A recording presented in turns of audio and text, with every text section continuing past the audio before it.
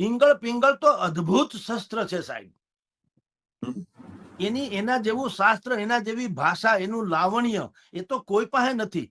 એ બધું કંઠસ્થ છે. વગડામાં એમને ખીલે કેસુડો, જેમ વગડામાં કેસુડો ખીલે એમ બધા ખીલે. એની માવજત કરવી જોઈએ નથી. એટલે નરેન્દ્ર મોદી અથવા તો એનડીએ કયો કે ભાજપ કયો, જે હવે જે રથયાત્રા કાઢે, તમે જુઓ એને શું કર્યું. એને બુદ્ધિપૂર્વકનો તક શોધી કાઢી. તક. નહીતર મોહમ્મદ ગઝનીએ 1000 વર્ષ પહેલા આક્રમણ કર્યું. આમ તમે જુઓ તો એ કઈ બહુ બીજી રીતે કહું તો એ કોઈ હવે એની ઉજવણી કરવાની કોઈ ઔચિત્ય નથી. તમે સમજો, આપણો ભવ્ય વિજય થયો હોય ને, જેમ કે 75માં આપણે 72ના કે યુદ્ધમાં પાકિસ્તાન સામે જે યુદ્ધમાં 65ના યુદ્ધમાં આપણે જીત્યા, તો એ જીત્યા એ બનાવીએ, ઓકે, સારી વાત છે. કારગિલનું આપણે વિજયોત્સવ મનાવીએ, ખેર ઠીક છે.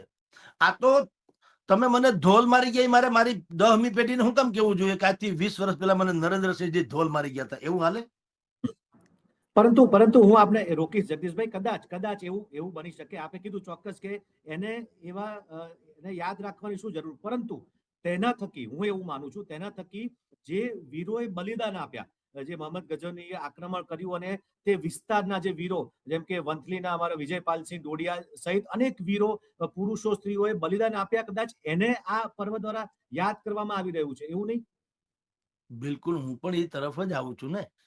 હું એમ નથી કહેતો કે આ બરાબર નથી. હું એમ કહું છું કે ઉત્સવ ને તકના સ્વરૂપે જોઈને નરેન્દ્ર મોદી જેવા કોઈ પણ લોકો હોય છે જેને દાર્શનિક કહેવાય. દાર્શનિક એટલે જેને હજી પછીના યુગોની ખબર હોય, ભારતને શું બનાવવું હતું તો પોતે ક્યાં જવું. તો એને શું અત્યારે ખાલી જાહેરાત શું કરી, સોમનાથ સ્વાભિમાન પર્વ 1 વર્ષ સુધી સતત ઉજવણી ચાલશે, 1 વર્ષ. અને એમાં તમે અત્યારે મોહમ્મદ ગઝનીની કઈ આરતી નથી ઉતારવાના, આપણે એને તો જોડા જ મારવાના છીએ, આખું ભારત મારશે, એમાં ના નહીં.